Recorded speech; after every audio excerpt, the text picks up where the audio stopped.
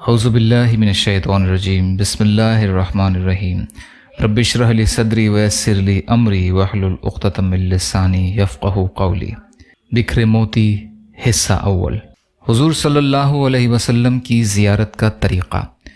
بزرگوں نے لکھا ہے کہ اگر کسی شخص کو نبی اکرم صلی اللہ علیہ وسلم کی زیارت کا شوق ہو، وہ جمعے کی رات میں 2 رکعت نفل نماز اس طرح پڑھے کہ ہر رکعت میں سورہ فاتحہ کے بعد 11 مرتبہ آیت الکرسی اور 11 مرتبہ سورہ اخلاص پڑھے، اور سلام پھیرنے کے بعد 100 مرتبہ یہ درود شریف پڑھے: اللہم صلی علی محمد النبی الامی وعلی آلہ واصحابہ وبارک وسلم۔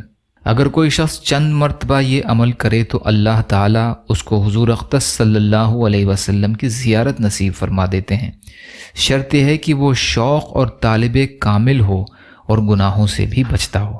8 قسم کے لوگ جن سے قبر میں سوال نہیں کیا جائے گا۔ شامی میں لکھا ہے کہ جن لوگوں سے سوال نہیں کیا جائے گا وہ 8 قسم کے لوگ ہیں۔ پہلا شہید، دوسرا اسلامی ملک کی سرحد کی حفاظت کرنے والا، تیسرا مرض طاعون میں انتقال ہونے والا، چوتھا طاعون کے زمانے میں طاعون کے علاوہ کسی مرض سے مرنے والا جبکہ وہ اس پر صابر اور ثواب کی امید رکھنے والا ہو۔ طاعون ویسے پلیگ یا پلیگ جیسی بیماری کو کہتے ہیں۔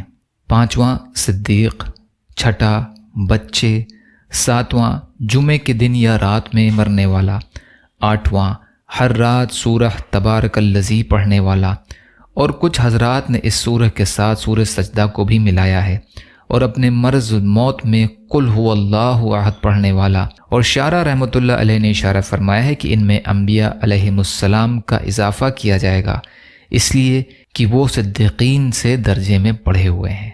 ابراہیم بن ادہم کے والد کا خوف خدا۔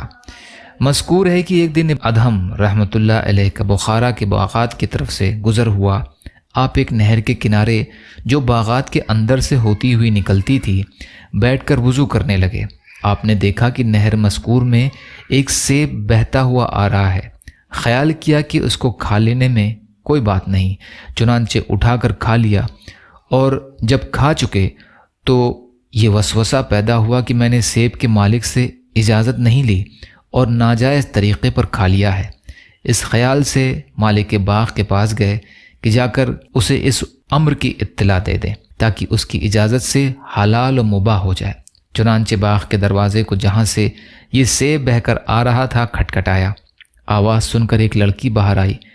آپ نے اس سے کہا کہ میں باغ کے مالک سے ملنا چاہتا ہوں، اسے بھیج دو۔ اس نے عرض کیا کہ وہ عورت ہے۔ آپ نے فرمایا کہ اچھا، اس سے پوچھ لو، میں خود حاضر ہو جاؤں۔ چنانچہ اجازت مل گئی اور آپ اس خاتون کے پاس تشریف لے گئے اور سارا واقعہ اس کو سنایا۔ خاتون مذکور نے جواب دیا کہ باغ آدھا تو میرا ہے اور آدھا سلطان کا ہے، اور وہ یہاں نہیں ہے، بلخ تشریف لے گئے ہیں جو بخارا سے 10 دن کی دوری پر ہے۔ اس نے اپنا سیب کا آدھا حصہ تو آپ کو معاف کر دیا، اب باقی رہا دوسرا آدھا، اب اسے معاف کرانے بلخ جو کہ 10 دن کی دوری پر تھا تشریف لے گئے۔ جب وہاں پہنچے تو بادشاہ کی سواری جلوس کے ساتھ جا رہی تھی۔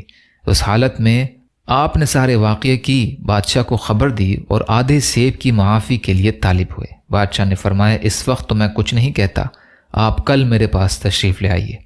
اس کی ایک نہایت حسین اور جمیل لڑکی تھی اور بہت سے شہزادوں کے شادی کے پیغام اس کے لیے آ چکے تھے، لیکن شہزادی کا باپ یعنی بادشاہ انکار کر دیا کرتا تھا کیونکہ لڑکی عبادت اور نیکوکاروں کو بہت دوست رکھتی تھی، اس لیے اس کی خواہش یہ تھی کہ دنیا کے کسی زاہد سے اس کا نکاح ہو۔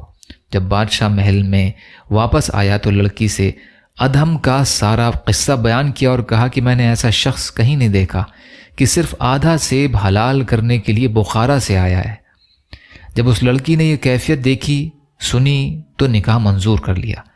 جب دوسرے دن ادہم بادشاہ کے پاس آئے تو اس نے ان سے کہا کہ جب تک آپ میری لڑکی کے ساتھ نکاح نہ کریں گے آپ کو آدھا سے معاف نہیں کروں گا۔ ادہم نے بہت منع کرنے کے بعد مجبور ہو کر نکاح کرنا منظور کر لیا۔ چنانچہ بادشاہ نے لڑکی کا ادہم کے ساتھ نکاح کر دیا۔ جب ادہم خلوت میں اپنی بیوی کے پاس گئے تو دیکھا کہ لڑکی نہایت آراستہ اور پیراستہ ہے، اور وہ مکان بھی جہاں لڑکی تھی نہایت تکلفات کے ساتھ مزین ہے۔